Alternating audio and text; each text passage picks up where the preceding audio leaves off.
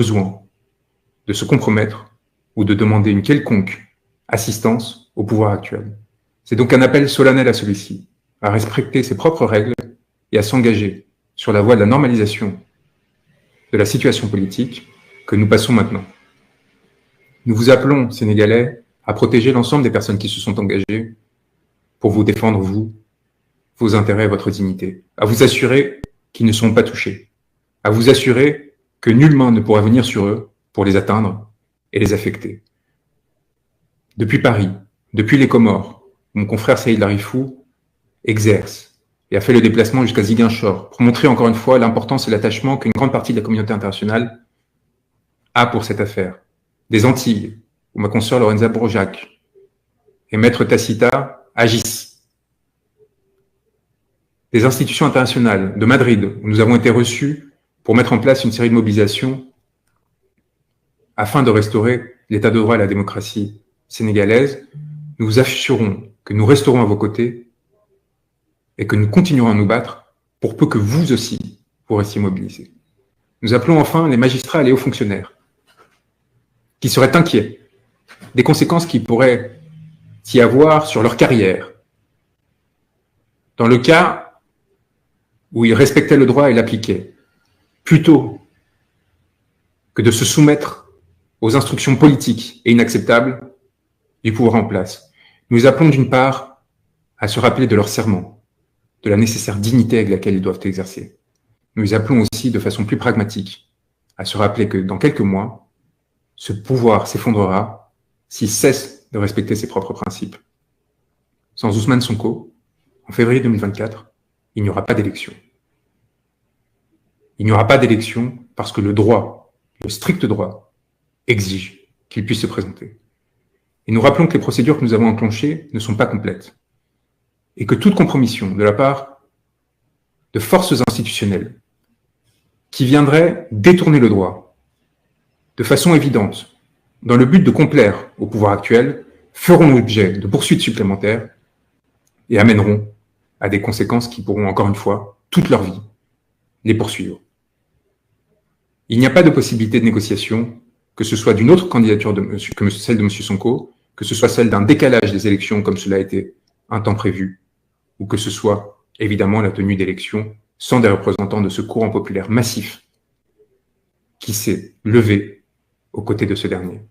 La communauté internationale le sait, l'a rappelé et indiqué encore récemment au pouvoir sénégalais lors de son passage aux États-Unis, rappelé la nécessité de tenir des élections inclusives et a pris acte de la décision de Ziguinchor qui, encore une fois, fera l'histoire. Je tiens à rendre hommage, encore une fois, une dernière fois, à l'ensemble de ses confrères qui, depuis Dakar, continuent d'exercer malgré les pressions qui sont les leurs, qui se sont déplacés à Ziguinchor pour arracher cette victoire essentielle.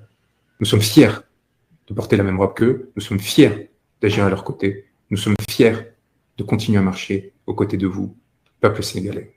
Je vous remercie pour votre engagement, je vous dis que cette victoire est vôtre et qu'il faudra maintenant la confirmer, que ce sera une affaire de quelques jours, que nous irons demander dès obtention de la décision les formulaires de parrainage au sein de la direction générale des élections et que nous continuerons à nous battre en mettant en place l'ensemble des procédures judiciaires, mais aussi politiques nécessaires aux fins du respect du droit de M. Sonko.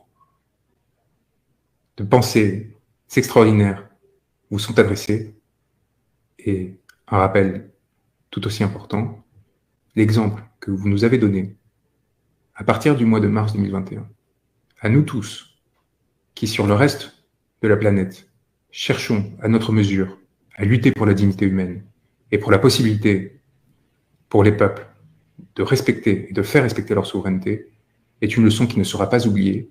Vous êtes à quelques pas de la victoire, d'une victoire qui démontrera qu'à travers le droit, qu'à travers la paix, il est possible de changer le destin de millions d'êtres humains. Nous vous engageons à ne rien lâcher. Réew mi bañ naa dootuñu nangu kenn jaay nu réew mi bañ naa déet réew mi bañ naa déedéet dootuñu fi nangu buumu jaay. Les Comores, mon confrère Saïd Larifou exerce et a fait le déplacement jusqu'à Ziguinchor pour montrer encore une fois l'importance et l'attachement qu'une grande partie de la communauté internationale a pour cette affaire. Des Antilles, où ma consoeur Lorenza Bourjac et Maître Tacita agissent.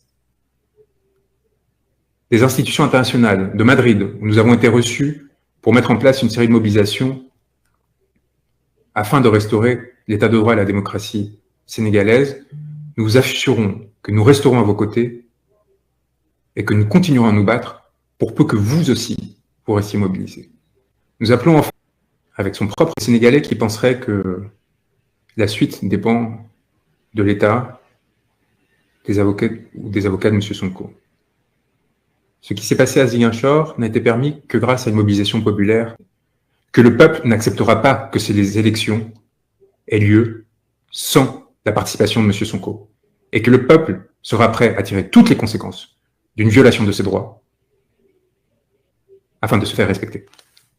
Il est donc essentiel que dans la perspective des prochaines échéances, cette mobilisation se maintienne, et le courage et la créativité de ceux qui, malgré les interdictions systématiques de manifestation, malgré l'existence de 1500 prisonniers politiques sur ce territoire, ont continué à trouver de nouvelles voies pour démontrer leur soutien à M. Sonko et plus généralement à la démocratie, est crucial, que ce soit par la démonstration systématique de cet engagement au sein de manifestations publiques, comme lors des matchs de football, ou à travers la mobilisation sur les réseaux sociaux, et enfin les mobilisations populaires sur le terrain. Il apparaît essentiel et cardinal que vous continuiez, par fidélité aussi, pour les sacrifices qui ont été mis en œuvre par M. Sonko pour défendre les intérêts de cette population.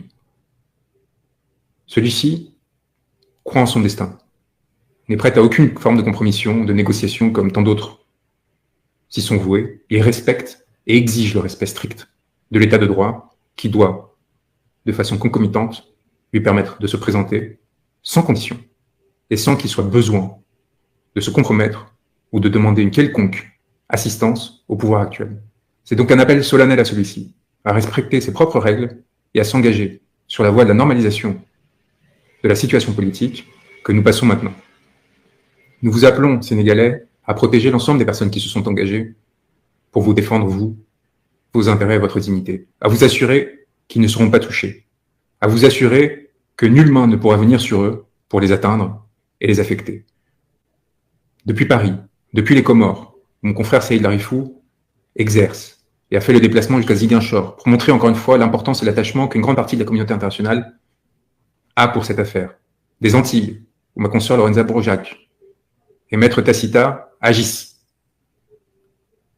Des institutions internationales de Madrid, où nous avons été reçus pour mettre en place une série de mobilisations afin de restaurer l'état de droit et la démocratie sénégalaise. Nous vous assurons que nous resterons à vos côtés et que nous continuerons à nous battre pour peu que vous aussi vous restiez mobilisés. Nous appelons enfin les magistrats et les hauts fonctionnaires qui seraient inquiets des conséquences qui pourraient s'y avoir sur leur carrière, dans le cas où ils respectaient le droit et l'appliquaient, plutôt que de se soumettre aux instructions politiques et inacceptables du pouvoir en place. Nous les appelons d'une part à se rappeler de leur serment, de la nécessaire dignité avec laquelle ils doivent exercer. Nous les appelons aussi de façon plus pragmatique à se rappeler que dans quelques mois, ce pouvoir s'effondrera s'il cesse de respecter ses propres principes. Sans Ousmane Sonko, en février 2024, il n'y aura pas d'élection. Il n'y aura pas d'élection parce que le droit, le strict droit, exige qu'il puisse se présenter.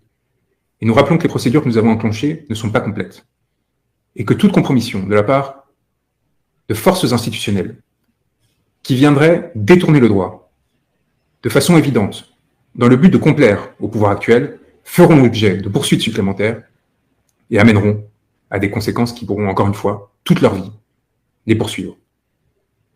Il n'y a pas de possibilité de négociation, que ce soit d'une autre candidature que celle de M. Sonko, que ce soit celle d'un décalage des élections comme cela a été un temps prévu, ou que ce soit évidemment la tenue d'élections sans des représentants de ce courant populaire massif qui s'est levé aux côtés de ce dernier.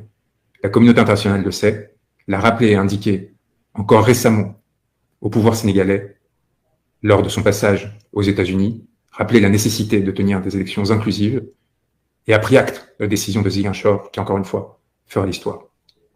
Je tiens à rendre hommage encore une fois, une dernière fois, à l'ensemble de ses confrères qui, depuis Dakar, continuent d'exercer malgré les pressions qui sont les leurs, qui se sont déplacés à Ziguinchor pour arracher cette victoire essentielle. Nous sommes fiers de porter la même robe qu'eux, nous sommes fiers d'agir à leur côté, nous sommes fiers de continuer à marcher aux côtés de vous, peuple sénégalais. Je vous remercie pour votre engagement, je vous dis que cette victoire est vôtre et qu'il faudra maintenant la confirmer, que ce sera une affaire de quelques jours, que nous irons demander dès obtention de la décision les formulaires de parrainage au sein de la direction générale